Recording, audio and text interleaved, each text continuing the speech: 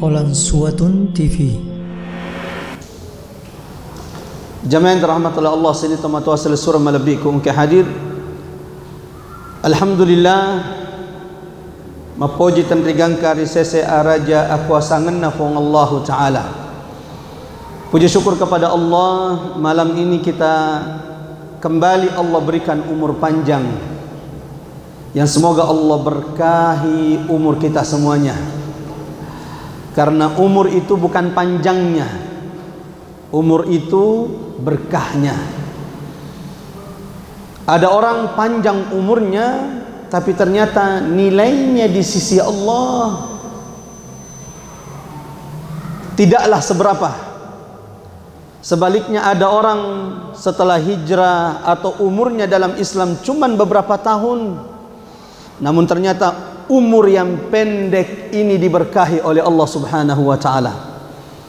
Ada seorang sahabat Nabi namanya Sa'ad ibn Mu'ad radhiyallahu an, umurnya dalam Islam cuma 6 tahun. Allahu Akbar. Dari beliau masuk Islam di umur 31 tahun, meninggal di umur 37 tahun. Jadi dapat hidayah, runtuk hidayah nafuangnya di umur 31 tahun masuk Islam, meninggal di umur 37 tahun, berarti umurnya dalam Islam cuma berapa tahun? 6. Tapi lihat bagaimana umur itu yang dilihat berkahnya. Sahabat yang umurnya dalam Islam cuma 6 tahun, ketika dia meninggal, hari wafatnya sahabat ini, malaikat Jibril turun dari langit secara khusus hanya untuk menyampaikan kepada Nabi Muhammad, "Ya Muhammad, tahukah engkau hari ini arsy kerajaan Allah itu bergetar karena matinya, wafatnya sahabatmu Sa'ad ibn Mu'ad." Allahu Akbar. Dan tidak ada sahabat yang disebutkan arsy kerajaan Allah itu bergetar ketika meninggal kecuali sahabat ini, yang ternyata umurnya di dalam Islam cuman 6 tahun. Ada orang 60 tahun umurnya, 70 tahun umurnya, namun ternyata tidak memberikan manfaat untuk agama Allah Subhanahu wa Ta'ala. Nah, mudah-mudahan insyaallah malam ini kita kembali dipertemukan Allah di majlis ilmu kita ini. Ini di antara bentuk sebab Allah berkahi umur-umur kita semuanya. Allahumma amin ya rabbal alamin. Jamaah yang dirahmati Allah sini tamat-tamat seluruh malabikum ke hadir. Malam ini adalah pertemuan ketiga Tadabbur Al-Kahfi series atau serial Tadabbur surah Al-Kahfi. Di pertemuan pertama kita sudah membahas dahsyatnya surah Al-Kahfi, yang saya kira saya tidak usah sebutkan lagi apa keutamaan surah Al-Kahfi. Tadi bagian belum hadir di pertemuan seri pertama dan kedua bisa menonton video dari kajian kita di Qalansuwatun TV. Ini adalah channel YouTube adik-adik kita di pesantren Darul Abror. Yang kedua bisa juga mengecek Facebook dari Bone Selatan Berhijrah. Videonya bisa ditonton di situ untuk mengetahui mengulang-ulang materi pertama, dahsyatnya surah Al-Kahfi. Lalu yang kedua kita sudah bahas di pekan yang lalu, Sabtu yang lalu, jamaah yang dirahmati oleh Allah Subhanahu wa Ta'ala. Kita sudah membahas tentang korelasi hubungan fitnah Dajjal dengan surah Al-Kahfi. Apa hubungannya? Tidak ada fitnah, tidak ada ujian-ujian nanti yang akan dibawa oleh Dajjal kecuali disebutkan di surah Al-Kahfi. Dajjal itu kalau keluar memaksa semua orang keluar dari agamanya. Itu kalau Dajjal keluar itu. Berapa lama Dajjal di dunia? Ada yang tahu? 40 hari. Sina mutu fale ustaz. Tajeng idolo. Dajjal, jamaah yang dirahmati Allah, akan berkeliling di atas muka bumi ini selama 40 hari. Tidak ada tempat kecuali akan didatangi Dajjal. 40 sona na ilo mana na laulinoy sama na deto tu naletu di falatay. Tunggu dulu. Ya, Dajjal ketika keluar akan berkeliling selama 40 hari. Satu hari pertama lamanya sama dengan 1 tahun. Agar sedindi sisona ketika Dajjal keluar lamanya itu hari sama seperti 1 tahun. Masya Allah, ini ternyata ada hadiah ini. Yang jadi pertanyaan sini tomato asal surah malebikum ke hadir memang berat. Makanya Nabi Muhammad mengatakan tidak ada fitnah ujian yang lebih besar dari zaman Nabi Adam sampai hari kiamat melebihi bahayanya fitnah Dajjal. Karena Dajjal itu keluar bukan dalam kondisi kita ini hidup senang, hidup tenang, tidak. Memang saat itu ketika Dajjal keluar kita hidup susah. Disebutkan dalam riwayat 3 tahun sebelum Dajjal keluar, 3 tahun sebelum Dajjal keluar sudah mulai ada tanda-tandanya. 3 tahun sebelum Dajjal keluar 2/3 hujan itu tidak turun. 2/3 hujan tidak turun, 2/3 tanah tanang aseta di Galuta tidak tumbuh. 2/3. Itu tahun ketiga sebelum Dajjal muncul itu. Tahun kedua sebelum Dajjal muncul disebutkan dalam riwayat setengah nabosie, setengah hujan tidak turun, ditahan oleh Allah Subhanahu wa taala, dan setengah tumbuh-tumbuhan ini tidak tumbuh. Wah, semakin sulit. Jadi kung kametona marengi indomie beres si karo macoy memang nih. Itu baru tahun kedua. Tahun ketiga ketika Dajjal itu muncul, 1 tetes pun air selama setahun itu tidak turun dari langit. Dan tidak ada satu tumbuhan pun tumbuh tahun itu. Agana gau? Agana diandre? Mengatamat coy metote di Dajjal supaya manre tahu. Maka sahabat bertanya, ya Rasulullah, surona Allah Ta'ala, agana kasih ini tomate perifigau.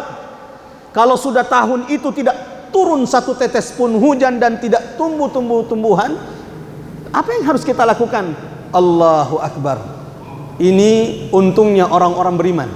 Tomate perif wangi. Kata Rasulullah, at-takbiru wat-tasbihu wat-tahlilu. Ketika Dajjal itu keluar, tahun Dajjal keluar, dek metonna gagabosin no, walaupun 1 tetes dan tidak ada tumbuhan yang bisa tumbuh. Lalu kita sudah kesusahan, apa yang mau dimakan? Datang Dajjal menawarkan semua yang kita inginkan. Kata Rasulullah, orang-orang beriman yang bertakbir, Allahu Akbar, Allahu Akbar, bertasbih, Subhanallah, Subhanallah, bertahlil, La ilaha illallah, maka seperti dia sudah makan. Allahu Akbar. Jadi aman orang-orang yang beriman. Karena ketika mereka bertakbir, bertasbih, bertahlil kepada Allah, maka selesai mereka bertakbir, bertasbih, bertahlil, seperti sudah makan. Makanya ketika Dajjal keluar, jamaah yang dirahmati Allah, saya selesaikan dulu. Berapa hari Dajjal keluar? 40 hari. Hari pertama lamanya 1 tahun. Sampai sahabat bertanya, ya Rasulullah, ya Rasul, wattunna masuk Dajjal yang lamanya sama dengan 1 tahun, ayakfi, apakah cukup kami sholat 5 kali dalam sehari? Kalimat nama sempajang dalam 1 tahun nasabah, ya Rasul, itana sama dengan 1 tahun, apakah cukup kami sholat 5 kali seperti hari biasa? Kata Nabi Muhammad, tidak. Qaddiruha, ukur, takar, itai, lihat, perkirakan seperti waktu-waktu biasa. Jadi antara sholat zuhur dengan asar kira-kira berapa jam? Maka kata Rasulullah, perkirakan waktu sholat dan sholatlah kalian sesuai dengan waktunya seperti biasa. Jadi ajak takalufa, tanya kasih, tanya kalimat minta sempajang. Rasulullah memerintahkan kita memperkirakan jadwal salat di hari pertama aja Dajjal keluar, yang lamanya berapa lama? 1 tahun. Hari kedua Dajjal keluar, lamanya 1 bulan. Maitatoro. Yang kedua, hari ketiga Dajjal datang, lamanya 1 minggu. Sisanya seperti hari biasa kita. Maka kalau diperkirakan di jumlah, kira-kira keseluruhan lamanya Dajjal ini berkeliaran di atas muka bumi untuk memaksa, menggoda manusia keluar dari agamanya, salai kifwanna, 1 tahun 2 bulan 4 hari. Kira-kira seperti itu lamanya nanti Dajjal keluar.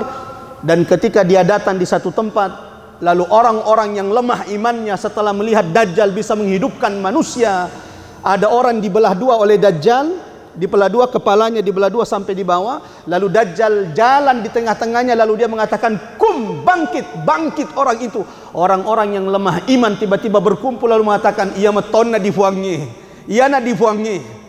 Lalu orang-orang beriman mengingatkan saudaranya, mengingatkan sepupunya, mengingatkan keluarganya, jangan mendekat. Ini yang disebut Dajjal, ini yang disebutkan Rasulullah sallallahu alaihi wasallam. Apakah kalian tidak membaca di kepalanya kafara? Ya, tapi tode nama tepat difuangi. Kedamu teh tania fuang betul didi, sehingga mereka menjadi pengikut-pengikutnya Dajjal. Barang siapa menghafal 10 ayat pertama surah Al-Kahfi, maka mereka akan dilindungi, kata Rasulullah sallallahu alaihi wasallam, dari bahaya fitnah Dajjal. Doakan mudah-mudahan anak-anak kita kelak dilindungi, dijaga oleh Allah dari fitnah Dajjal. Dan itu kenapa kita juga, walau kita sudah tua, mau ngeni tahu ya, yang mengetona ya Pak, kalau kita sudah tua bukan berarti dekna dihafal 10 ayat surah Al-Kahfi. Bisa jadi itu menjadi keberkahan, barakah, Allah jaga keturunan-keturunan kita. Sini teman-teman asal surah melebihi ke hadis sebelum saya masuk. Jadi memang di akhir zaman ini ada 2 masih yang akan muncul. Saya ulangi, di akhir zaman ini ada 2 al-masih yang akan muncul. Siapa 2 al-masih itu? Al-Masih Isa, nasabah Nabi Isa juga julukannya Al-Masih. Yang kedua Al-Masih Dajjal. Mungkin ada pertanyaan, apa bedanya? Kenapa Nabi Isa disebut dengan Al-Masih, tapi Dajjal juga disebut dengan Al-Masih? Yang ini namanya Al-Masih Al-Huda, pemberi petunjuk, yang memberikan petunjuk. Yang ini Al-Masihud Dhalalah, yang akan menyesatkan manusia. Tapi dua-duanya dijuluki Al-Masih, tapi mereka berbeda. Sedikit saya jelaskan. Nabi Isa dijuluki dengan Al-Masih, kata ulama, karena Nabi Isa mukjizatnya degaga to malasa rikarawari Nabi Isa, tidak ada orang sakit disentuh oleh Nabi Isa kecuali sembuh. Dan ini sudah tidak ada.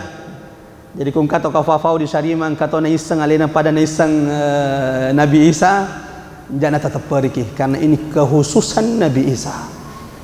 Yang kalau dia menyentuh apapun sakitnya, Ustaz, kalau sakit jomblo itu bukan sakit, itu derita ya. Apapun sakitnya kalau disentuh sama Nabi Isa dia akan sembuh. Bukan cuma itu jamaah yang dirahmati Allah Subhanahu wa taala, bahkan orang yang sudah mati taumate dek meton naga kafaburana. Kata Rasulullah sallallahu alaihi wasallam, setiap penyakit itu ada obatnya. Maka mengatakan aude metoga kafaburana dilasai. Ini salah, karena Rasulullah mengatakan ma anzalallahu da'an yarfuange, tidak pernah menurunkan penyakit kecuali Allah di waktu bersamaan sudah menurunkan obatnya. Kecuali penyakit tua dengan mati ini tidak ada obatnya. Jadi namu maga beneta beli skincare agak seasonan rodo glow MS glow dan lain-lainnya, tetap mutoi matoah, karena ini tidak ada obatnya ya. Kecuali kalau seperti Ashabul Kahfi yang akan kita ceritakan ini ya, 309 tahun matinro nyamen tinrona, bangun-bangun rezim sudah terganti, sudah ganti presiden, sudah ganti penguasa. Saya kadang bercanda menggelok to asar kafaroku matindo tinro to ana pas moto di Sulaini presidennya, Fakafal ini presidennya. Cuma kan ini juga mustahil ya. Ini keberkahan tanda-tanda kuasa Allah Ta'ala di Ashabul Kahfi. Jadi faham ya kenapa Nabi Isa dijuluki Al-Masih.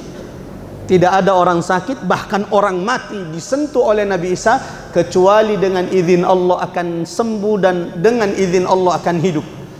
Dan ini tidak ada yang bisa kecuali Nabi Isa alaihi salam. Nah, Dajjal, kenapa Dajjal disebut Al-Masih juga? Ada dua pendapat kata ulama, ada beberapa pendapat, di antaranya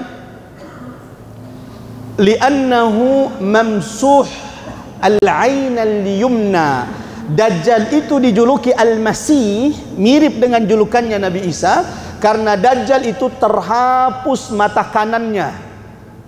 Makanya biasanya kelompok-kelompok satani tanya metofwan nasompah memang menyembah setan, dan sudah banyak hari ini kelompok-kelompok satani yang memang sudah menunggu datangnya Dajjal.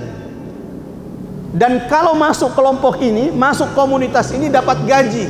Kung kasih di TV sahabat tamat-tamat dapat gaji sejumlah orang yang kita bawa. Tegan di Maladoi tidak ada pabrik-pabrik minuman keras, tempat prostitusi. Semua keburukan kejahatan-kejahatan ini nanti ini harus bayar kepada bosnya ini. Dan itulah yang digunakan. Maka semoga Allah melindungi, menjaga anak-anak kita. Sini tomatua selesura malabikku engke hadir. Hari ini tantangan orang tua lebih berat daripada tantangan orang tua riolo. Dulu ngeramu sedikit mabicuhit biasa. Kesalahan-kesalahan kita biasa cili lolange. Cili lolange di busara. Lisu tanpa digumpa aja. Kenakalan begitu. Hari ini ujian anak-anak kita jauh lebih berat karena ketika mereka sudah berharapan dengan handphone mereka, semua maksiat bisa dilihat dan mereka bisa dicuci otaknya saat itu juga. Apalagi mereka yang sudah tunduk mempertuhankan game ya, yang mengatur waktunya game. Kalau orang beriman yang mengatur waktunya Allah, narafi waktu mesempanya, dia alena narafi waktu genna, narafi si gora-gora. Ya, kita ya kuro. Tadi mau. Ya, bahkan kadang tengah malam ya. Sayangnya ada orang tua membiarkan itu, melihat-lihat saja anaknya, padahal saat itu anaknya sedang dirusak otaknya. Saat itu anaknya sedang dihilangkan masa depannya. Dan memang ini berat. Sini tomatua selesura melebihi ke hadir. Oke, jadi Dajjal itu kenapa disebut Dajjal? Karena terhapus mamsuh, terhapus mata kanannya, sehingga Dajjal itu dijuluki bermata satu. Sedimetomi matana. Makanya biasanya simbol-simbol satanik, kalau penyanyi-penyanyi yang masuk dalam komunitas satanik, biasanya ada beberapa gerakan-gerakan yang mereka perlihatkan ya. Yang itu menunjukkan simbol mata satu, dan itu maksudnya adalah Dajjal, karena Dajjal itu cuma satu matanya. Dan seandainya Dajjal itu Tuhan, maka dia akan merubah wajahnya dengan sebaik-baiknya. Tapi dasar Dajjal itu memang penipu dan pembohong. Namu rufanna dektonele parakaiki, Dajjal itu cuman punya satu mata, sehingga Nabi Muhammad mengingatkan kepada kita, inna rabbakum, Tuhan kalian bukanlah dia yang memiliki satu mata. Artinya bukan Dajjal. Yang kedua kata ulama, kenapa Dajjal dinamai dengan Dajjal? Karena yamsahul ard. Dajjal itu tidak ada tempat kecuali akan didatangi oleh Dajjal. Itu berarti termasuk idik kampota, mesti itu berarti menurut hadisna nabita juga pasti akan didatangi oleh Dajjal. Dan semoga Allah melindungi anak-anak dan keturunan kita. Ini sebagai muqaddimah menambahkan materi yang sebelumnya. Sini tomatua selesura malebiku engke hadir. Malam hari ini insyaallah depa dimulai ke ela matama isya. Kita akan mulai dengan salah satu kisah yang menjadi bukti bahwa Nabi Muhammad itu benar-benar Nabi. Jadi kisah ini bukti bahwa Nabi Muhammad benar-benar Nabi. Masih ingat ketika orang Quraisy di awal sesi pertama tadabbur surah Al-Kahfi ini, orang Quraisy ketika ingin menghalang dakwah Nabi Muhammad mengutus 2 orang ke Madinah. Masih ingat ya? Untuk apa di Madinah? Bertemu ulama Yahudi, rahib Yahudi. untuk mencari informasi bagaimana membongkar menghalang dakwah Nabi Muhammad. Maka rahib Yahudi ini mengatakan, tanyakan kepada Muhammad 3 pertanyaan. Kalau dia bisa jawab berarti dia nabi, tapi kalau dia tidak bisa jawab berarti dia bukan nabi. Berarti, nah, salah satu dari 3 pertanyaan tersebut adalah tentang kisah pemuda yang menghilang lalu mereka muncul kembali. Bagaimana cerita mereka? Berapa jumlahnya? Ini pertanyaannya. Berapa jumlah pemuda tersebut? Yang kedua, berapa lama mereka tertidur? Berapa lama mereka tertidur? Kalau Nabi Muhammad bisa menjawab berarti dia benar-benar nabi. Maka Allah turunkan surah Al-Kahfi. Di dalamnya Allah ceritakan tentang kisah 7 pemuda ini. Maka kisah ini bukti bahwa Nabi Muhammad sallallahu alaihi wasallam benar-benar nabi. Dan tidak ada agama sini tomatua surah malebiku ungke hadir sebagaimana kisah ini ada dalam Al-Qur'an. Orang-orang Kristen juga tahu kisah ini. Orang-orang Kristen juga tahu kisah ini. Kenapa? Karena kisah pemuda Al-Kahfi ini juga ada dalam Injil. Kalau dalam Injil disebut dengan, saya lihat adik-adik Masya Allah menukil istilah yang digunakan di dalam Injil, 7 sleepers, 7 pemuda matin roy. Jangan sampai kan abu dah wahyan atau nak nosat mulai sementara matin roy. Tania tin roh pakuro, ya, bukan tidur seperti itu. Ya. Sebagaimana dalam Taurat juga dikisahkan kisah ini. Jadi memang hampir tidak ada nabi dan rasul diutus kecuali Allah kisahkan kepada mereka kisah 7 pemuda Ashabul Kahfi ini. Yang kalau kita perhatikan sini tomatua surah malebiku ungke hadir, kisah Ashabul Kahfi ini dimulai dari ayat ke-9. Am hasibta anna ashabal kahf, apakah kalian mengira bahwa ashab, jadi 7 pemuda ini dijuluki oleh Allah dengan apa? Ashabul Kahfi. Apa artinya ashab? 7 pemuda sahabat. Karena ashabun itu artinya sahabat. Dan istilah Ashabul Kahfi ini memberikan kita isyarat. Sebelumnya sini tomatua surah malebiku ungke hadir, dahsyatnya kisah Ashabul Kahfi ini. Bayangkan ada satu negeri, anggaplah Indonesia. Ada satu negeri Allah kisahkan, satu negeri ini sudah murtad semuanya, satu negeri ini sudah rusak imannya semua, satu negeri ini sudah menyembah berhala semuanya. Yang selamat, yang istiqamah, yang teguh, yang magetengeh cuman 7 orang, dan itu pemuda semuanya. Yang rotomato wade agama macoek mana nih? Kenapa? Siapapun yang siapapun yang beriman, siapapun yang mengucapkan la ilaha illallah di masa itu, di zaman 7 pemuda ini akan dibunuh oleh raja. Dan ketika diancam, ya romatatoy macoek mana? Daripada dihono tayna megaufa po megaufa ana, macoek bani tawe. Satu negeri rusak agamanya semuanya. Satu negeri dikeluarkan dari agamanya. Satu negeri dijauhkan dari Tuhannya, dilupakan dari Tuhannya, disuruh menyembah selain Allah. Dan ternyata yang selamat, istiqamah, yang tetap, maka tani masa rifuanna, itu cuma 7 pemuda. Karena itulah 7 pemuda ini Allah ceritakan dalam Al-Quran agar kita mengambil pelajaran. Aganandre agana figau. Apa sebabnya? Kenapa 7 pemuda ini selamat sementara semua orang satu negeri rusak agamanya, dikeluarkan dari Tuhannya, dikeluarkan dari agamanya. Mudah-mudahan insyaAllah sini tomatua surah malebiku ungke hadir, kita bisa mengambil ibrah. Dan kisah ini juga salah satu kisah yang erat hubungannya dengan Dajjal. Yang ingin selamat dari Dajjal, dengarkan, ambil pelajaran dari 7 pemuda Ashabul Kahfi. Karena solusi terhindar dari bahaya fitnah Dajjal rahasianya, jawabannya juga ada dalam kisah Ashabul Kahfi. Saya tidak tahu ini mau dikisahkan langsung Magati pertama, yang kedua begini-begini, atau setiap penggalan-penggalan kisah kita ambil pelajarannya. Kalau langsung magampamu ya, 15 menit selesai dari kisah ini. Tapi kalau kita ingin mengambil ibrah pelajarannya, sepertinya kisah Ashabul Kahfi ini kalau bukan 2 kali pertemuan akan menjadi 3 kali pertemuan. Kita mulai sini teman-teman, hasil surah melebihi ke hadir. Jadi mudah-mudahan sudah punya gambaran kenapa 7 pemuda ini Allah ceritakan, Allah abadikan di dalam Al-Quran. Karena 7 pemuda ini ketika satu negeri sudah rusak, satu negeri sudah dikeluarkan dari agamanya, satu negeri sudah dijauhkan dari Allah, bahkan sudah dibuat menyembah Tuhan selain Allah, yang selamat, yang tetap istiqomah, yang tetap teguh magetengeri agamai cuman 7 orang.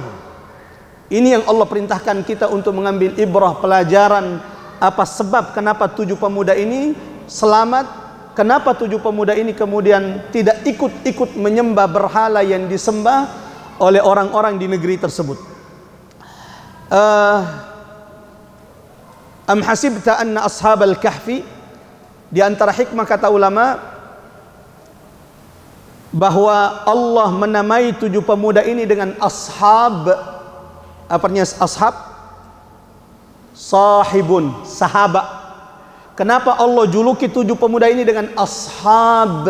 Di antara hikmahnya bahwa 7 pemuda ini bisa selamat karena ada teman mereka yang baik. Di antara perkataan ulama, kulli man tusahib ukhbiruka man ant. Efadanga iga silonu, saya akan sebutkan siapa Anda. Jadi kalau mau tahu siapa diri kita, lihat siapa teman kita. As-sahibu sahib, kata ulama, yang namanya sahabat, yang namanya teman itu menarik. Jadi di antara rahasia kenapa ada orang sudah hijrah, furani toba, tacina lisumufi. Furat challenge di masih minggu, alhamdulillah syukur maraja kalau sudah begitu. Tapi tiba-tiba menghilang lagi. Bisa jadi karena ia masih salah memilih teman-teman yang ada di sekitarnya, sehingga ia ditalik ulur. Furasi diarang hidayah di fuange, ditarik di silona. Karena ulama mengatakan as-sahibu sahibun. Yang kedua, sini tomato asal surah malabiku engke hadir. Ulama berbeda pendapat berapa jumlah ashabul kahfi sebenarnya. Ada yang mengatakan 4, ada yang mengatakan 5, ada yang mengatakan 7. Abdullah ibnu Abbas, sepupu Nabi Muhammad, mengatakan jumlah mereka yang sebenarnya adalah 7. Berarti dia tahu namanya enggak? Tanya tahu si ratu. Dan hikmahnya kata ulama, kenapa ashabul kahfi itu cuma 7 orang, sedikit, agar Allah memberikan pesan kepada kita, kemenangan bukan karena banyaknya orang. Jadi yang ada di kampungnya istiqomah riasana agamana fuangnya, jangan berputus asa. Jangan mengatakan ai dek motona kafan dulu di robai kampungnya dibelah. Nalimi bahte mencaji isak masiji subuh agar ke gaudi, jangan bersedih.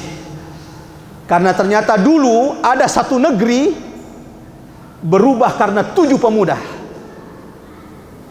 Sampai akhirnya penguasa zalimnya meninggal, dan akhirnya pemimpin yang berkuasa itu adalah pemimpin beriman, tidak lepas dari sebab 7 pemuda ini. Dan ini pelajaran bagi kita. Famasena fuangnya, pertolongan Allah Subhanahu wa taala bukan kepada banyaknya jumlah, tetapi kepada siapa yang istiqomah di atas agama Allah Subhanahu wa taala. Mudah-mudahan ini menyemangatkan setiap di antara kita yang rima sijina mangaribi isya subuh fitum itu sempajang. Jangan berputus asa. Bisa jadi nanti karena 7 orang yang istiqomah ini Allah bukakan hidayah bagi semua yang ada di kampung-kampung kita, dan semoga insya Allah Allah berikan hidayah kepada orang tua, kerabat-kerabat kita. Amin ya rabbal alamin. Dan di antara program adik-adik Bone Selatan berhijrah ini, anak-anak muda kita ini, masya Allah, adalah sholat subuh keliling. Ya. Kemarin di Magenerang ya, sudah diadakan sholat subuh keliling. Adik-adik sudah bilang kepada saya, Ustadz, jangan subuh Ustadz. Maka memang ini masih di tamas sempajak ku subuh Ustadz. Mengeribi na balut tu isya. Saya bilang tetap kita adakan subuh. Supaya apa? Supaya kita tahu iaro di kampungnya iga isek masjid. Karena kalau mau lihat isi masjid yang asli, kuelok ki mitai aslin na isek na masjid, lihat sholat subuh. Itu inti jamaah. Makanya saya bilang kepada adik-adik, dia namaga. Namun 5 tahun di Seramai 5 tahun nah. Ya. Akhirnya alhamdulillah kita sholat subuh di kemarin kita pilih Magenerang. Ya. Dan seperti yang diperkirakan, alhamdulillah ada jamaah-jamaah dari Masjid Raya Nur Rahman yang juga datang. Ya. Juga datang ke sana. Rencananya ke depan ini masih belum fix. Ya. Rencananya insya Allah di masjid di Cendrana, di Tengah, Matirawali, mudah-mudahan saya tidak salah. Yaku di orang mui di Rifak kampungnya. Ada salah satu pengurus di sini, insya Allah. Ya, rencananya di sana. Berharap jamaah yang dirahmati Allah kita ramaikan masjid-masjid Rikampota. Ahmad bela-bela di falat teh Ustaz. Sini tomato asal sur malebih kong ke hadir. Ulama itu suka sering pindah-pindah solat. Fure di masjid, lausi di masjid lainnya. Buat apa? Semakin banyak masjid kita datangi untuk ruku dan sujud, semakin banyak nanti yang bersaksi di hadapan Allah. Fuang di Magenra foletoni nafawasata. Fuang di Sendranai foletor ruku dan sujud. Yauma idzin tuhadditsu akhbaraha. Mudah-mudahan ini DKM Masjid Nurul Rahman bisa menjadi apa namanya, menjadi penggerak silaturahmi masjid-masjid. Di Jakarta kami pernah diminta menjadi pemateri tetap setiap Sabtu minggu ketiga. Di Jakarta Timur ada subuh keliling di sebuah perumahan kompleks Malakasari. Setiap Sabtu subuh diadakan subuh keliling. Jadi semua boleh masjid-masjid tetap sholat di tempatnya, boleh juga sholat di masjid yang ditentukan, tapi rata-rata biasanya setelah sholat kumpul di satu masjid untuk meramaikan, memakmurkan masjid. Nah, ini mudah-mudahan juga bisa kita contohkan insya Allah. Kalau bisa boleh Bone Selatan menjadi yang pertama. Siapapun yang menjadi penggerak pertamanya akan dicatat dalam sejarah malaikat Allah Subhanahu wa Ta'ala. Nabi Muhammad sallallahu alaihi wasallam fuada dalam hadis malebihna, engkau tahu ada orang dipilih oleh Allah menjadi pintu ade sengengeh, sebagaimana ada orang yang dipilih oleh Allah, ada orang menjadi pintu kerusakan. Ya, jamaah rahmat Allah, tidak disebutkan di mana tempatnya Ashabul Kahfi. Tidak disebutkan dalam Al-Quran, namun taga korang melebih korangnya tasapak tegaun ronna kejadian na Ashabul Kahfi tidak ditemukan.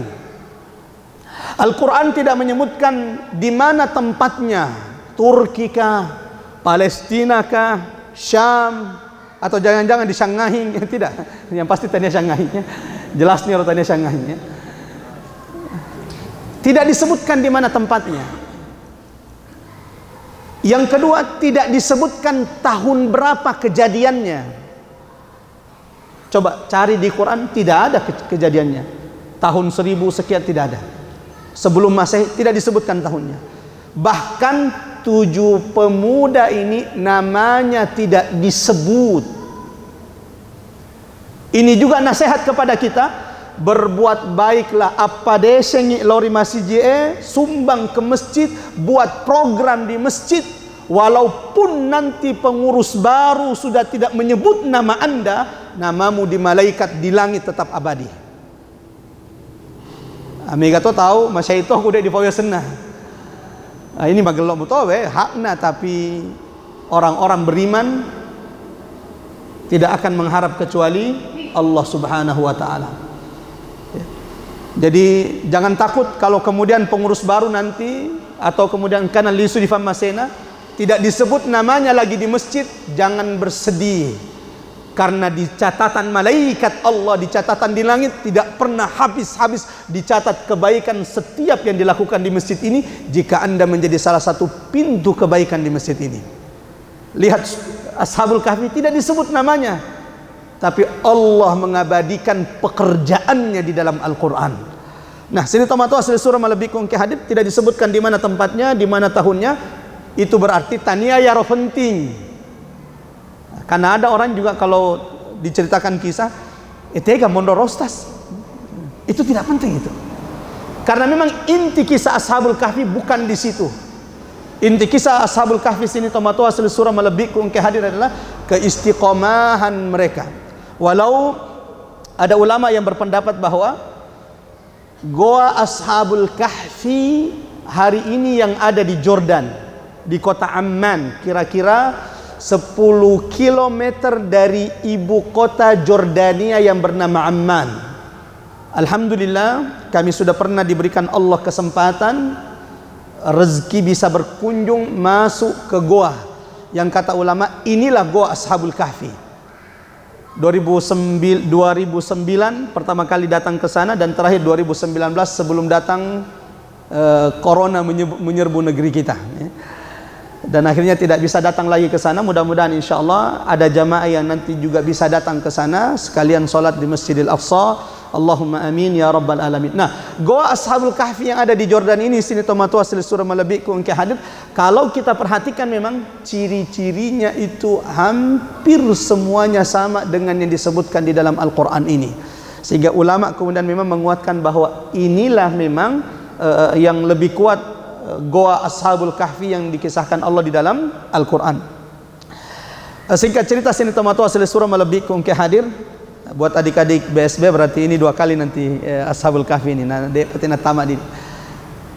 Intinya bahwa sebagian ulama menyebutkan kisah Ashabul Kahfi ini sebelum diutusnya Nabi Muhammad sallallahu alaihi wasallam. Disebutkan dalam riwayat sebelum Allah mengutus Nabi Muhammad dulu, makanya di sini tidak disebutkan tahunnya, ada penguasa yang zalim, ada raja yang zalim yang bernama Dicyanus. Konon namanya adalah Dicyanus. Raja yang zalim ini memerintahkan membunuh siapapun yang beriman. Dia perintahkan tentaranya, pasukannya, polisinya, siapapun yang beriman bunuh semuanya. Ada yang mengatakan siapapun yang mengikuti Nabi Isa, berada di atas tauhid, di atas la ilaha illallah, diperintahkan dibunuh semuanya. Dan semua harus mengikuti perintah raja, menyembah Tuhan berhala yang disembah oleh raja. Dan siapa yang tidak mau ikut, 2 hukumannya. Yarjumukum, dirajam sampai mati. Nah, singkat cerita sini tomato asli surah Malabikum ke hadir. Semua orang yang akhirnya beriman itu dibunuh semuanya. Yang tersisa tinggal 1 orang. Nah, jadi setelah raja ini yang zalim bernama Dicyanus memerintahkan pasukannya, siapapun yang beriman, siapapun yang masih berada di atas la ilaha illallah, bunuh semuanya. Dimurtadkan semuanya. Yang tidak mau murtad dibunuh. Sampai tersisa 1 orang kakek-kakek tomatoa. Ya di raja ya, sang raja sudah mengira semua sudah dibunuh. Ternyata Allah takdirkan ada 1 orang yang belum dibunuh karena sembunyi. Dan ternyata seorang kakek tomatoana sembunyi di tempatnya, dan kalau ada waktu kesempatan keluar malam hari, cari anak muda untuk diajar. Dari sini bermula 7 pemuda itu. Jangan dikira bahwa ini 7 pemuda tiba-tiba muncul. Tidak ada yang tiba-tiba muncul. Semua ada usaha, semua ada dakwah. Ternyata bahwa 7 pemuda ini adalah hasil dakwah seorang kakek yang tersisa alena midek dihunoi. Cuman 1 yang tidak terbunuh oleh tentaranya raja. Seorang kakek-kakek itu pun karena sembunyi. Tapi kan resikonya bersembunyi terus, macobu terus sampai mati. Tidak ada yang menyampaikan la ilaha illallah. Maka sebelum alena kira-kira mati atau dibunuh, kakek ini setiap ada kesempatan sembunyi-sembunyi keluar cari anak muda untuk diajar. Dan itu dipilih secara random, agak dasar random, secara acak. Sini tomato asli surah malabik ke hadir. Dan tahukah kita bahwa ternyata 7 pemuda ini tidak saling mengenal satu sama lainnya. Jadi sebelum saya dengar kisah ini dari salah satu syekh, saya kira bayangan saya ia ditujui pemuda saling kenal sahabat, ternyata tidak. 7 pemuda ini tidak saling kenal, dan ternyata yang mendidik 7 pemuda ini adalah seorang kakek yang bersembunyi tersisa, yang berada di atas tauhid, di atas la ilaha illallah, yang belum dibunuh oleh tentaranya Raja Selamat. Dia yang keluar, ketika dia keluar cari anak muda, diajari tentang la ilaha illallah, siapa Tuhan yang harus disembah, apa yang dikatakan raja ini adalah batil, sesungguhnya yang berhak kita sembah adalah Allah, dia yang menciptakan langit dan bumi. Selesai malam ini, besoknya sembunyi-sembunyi lagi, lalu kalau ada kesempatan cari pemuda kedua, dan sampailah kemudian selesai 7 pemuda, dan 7 pemuda ini sini tomato asli surah malabik ke hadir, berbeda-beda backgroundnya. Ada orang kaya, bahkan ternyata Masya Allah di antara 7 pemuda itu ada sapusi sena rajae. Jadi di antara 7 pemuda tersebut ada sepupunya raja, anak pamannya si raja, yang rela meninggalkan istananya, rela meninggalkan kekayaannya demi menjaga la ilaha illallah di dalam dirinya. Ini juga kita berhenti sejenak di sini, dan mungkin kita cukupkan sampai di sini. Coba perhatikan, ketika kakek-kakek ini tersisa cuman dia yang beriman, siapa yang diajari?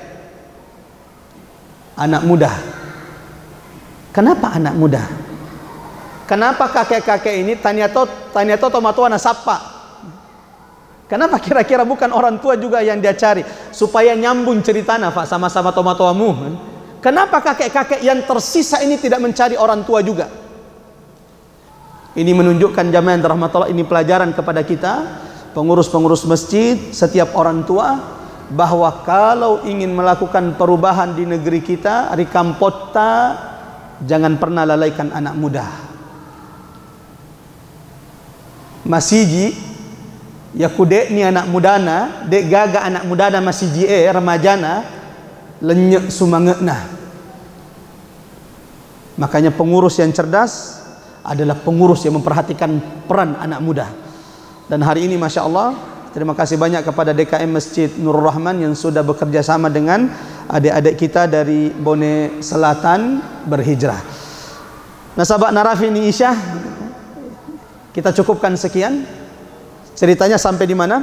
Sampai orang tua, kakek-kakek yang tidak terbunuh oleh tentaranya si raja berhasil mengajarkan tauhid la ilaha illallah kepada 7 anak muda yang tidak saling mengenal. Bagaimana ceritanya 7 pemuda ini saling mengenal? Ketika pertama kali mereka ketemu, apakah langsung saling kenal atau saling curigai satu sama lainnya?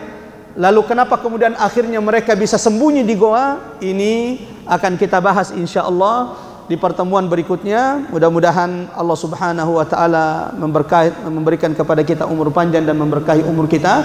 Pada kesempatan kali ini ada beberapa hikmah pelajaran yang bisa kita petik. Kalau ingin menjaga agamamu, siapapun yang ingin menjaga keistiqomahannya, aget tengen nari agamanya, lihat siapa temanmu. Kata Rasulullah, almar'u ala dini khalilihi. Ini hadisna nabita. Agamana sedieru fatau, kuelok komisengi agamana sedieru fatau, iga lihat, itai iga si bawana. Kalau engkau ingin tahu agamanya seseorang, lihat siapa orangnya. Namu maga batena hiasi ke alena surubang. Kalau ternyata sahabat teman-temannya adalah orang yang menghina agama Allah, berarti dia juga tidak jauh dari itu. Almar'u ala dini khalili. Sebagaimana hati-hati mencari teman. Karena bisa jadi hari ini kita tidak bisa total hijrah, hari ini kita tidak bisa total tobat, karena memang kita belum total hijrah meninggalkan orang-orang buruk yang menyuruh kita kepada keburukan. Saya tutup dengan perkataan ulama, riasanya sahabat, yang namanya sahabat akan mempengaruhimu di 3 hal. Mohon dicatat baik-baik, siapa tahu ini ditanyakan di minggu depan. Riasanya sahabat, yang namanya sahabat akan mempengaruhi 3 hal. 1, sahabatmu akan mempengaruhi agamamu. Jadi ku fas sempa aja ya, mati dulu toh ke mas sempa aja nasabah. Follow. Dek si kita di masjid bro. Magi tu bro. Dek si kita di masjid bro. Barat na lemak ni teu laum bro. Ini pentingnya sahabat yang baik. 1, sahabatmu mempengaruhi agamamu. 2, sahabatmu mempengaruhi hubunganmu dengan keluargamu. Jadi hati-hati orang tua yang tidak memperhatikan temannya, sahabatnya, anaknya, ya jangan kejalok-jalok kumasolangnya anak atau kenapa baru sekarang? Sahabat itu mempengaruhi anak dengan keluarganya, hubungannya. Kalau tiba-tiba ya ronata fure biasa mafato tahunna taat, sering mudah mendengar, tiba-tiba dek nelok mangkalina, tidak mau taat, perhatikan siapa sahabatnya. Kan bisa jadi sahabatnya yang mengajarinya sesuatu sehingga dia tidak taat kepada orang tuanya. Yang ketiga, apa tadi yang pertama? Sahabatmu mempengaruhi agamamu, artinya mempengaruhi hubunganmu dengan Allah. Ini yang pertama, sahabatmu mempengaruhi agamamu, mempengaruhi hubunganmu dengan Allah. Yang kedua, sahabatmu mempengaruhi apa? Hubunganmu dengan keluarga. Kongkat mana buat ibu-ibu di belakang hijab, ku tiba-tiba lah kait tak berubah. Sapa-sapa ki. Engkau tu sahabat baruna. Engkau tu sahabat baruna, ya. Sahabatmu. Engkau tahu na sebuahku di Jakarta. Ada sahabat saya di Jakarta. Benena, ya Robin, masyaiku seloka siruntu idi magel. Gawe idi na poligami matur-tur ku cerita. Ya ro ya waremi teh nasihat semangat ya. Naseng Nabi tahdese barang siapa yang menasehati orang melakukan kebaikan, lalu orang itu melakukan kebaikan, runtuton ya deseng. Jadi ku engkau tahu poligami sak nasabah iya marengi motivasi, runtuton nak pahala ya. Walau saya belum bisa melakukannya ya. Sehingga iya robe ini natiang seruntu ya nasabah katanya ini jangan sering ketemu Ustaz Umar itu Ustaz Umar kalau bicara poligami saja terus yang dicerita. Oke. Ini yang dua ya. Jadi sahabat itu mempengaruhi apa? Mempengaruhi hubungan dengan keluarga. Yang ketiga, sahabatmu mempengaruhi akhiratmu. Ada orang nanti disodi mundrina fuange mati resodi mundrina fuange ia munat tamak suruga sahabakna melodoangangi fuang engkau biasa sahabatku siruntu ku matur terus di masjid ku masampai de uruntu soe di suruga. Kata Allah, sahabatmu di neraka. Fuang iya fakasina sakku na sempurna papidesen nikmat surga tak kumatamak toniro sahabatku. Sehingga Allah berkata, wahai malaikat, keluarkan orang itu dari surga karena syafaat sahabatnya ini. Sebagaimana ada orang masuk neraka juga karena apa? Sahabat-sahabatnya. Maka hati-hati mencari sahabat. Unzur man tusahib. Lihat kata ulama, siapa yang kalian temani, yang kalian jadikan sebagai sahabat. Mudah-mudahan ini bermanfaat. Sini tomatua surah melebikum ke hadir. Kita lanjut insyaallah di pertemuan berikutnya, masih tadabbur mengambil pelajaran dari keistiqomahan, keteguhan 7 pemuda Ashabul Kahfi. Wa sallallahu ala Muhammad wa ala ali Muhammad. Wassalamualaikum warahmatullahi wabarakatuh. Jazakumullahu khairan sudah menonton video ini. Jika bermanfaat, silahkan tekan like, share, dan subscribe untuk menunjukkan dukungan antum di channel ini. Ikuti juga informasi kegiatan santri dan alumni di akun resmi Pesantren Pendidikan Islam Darul Abror.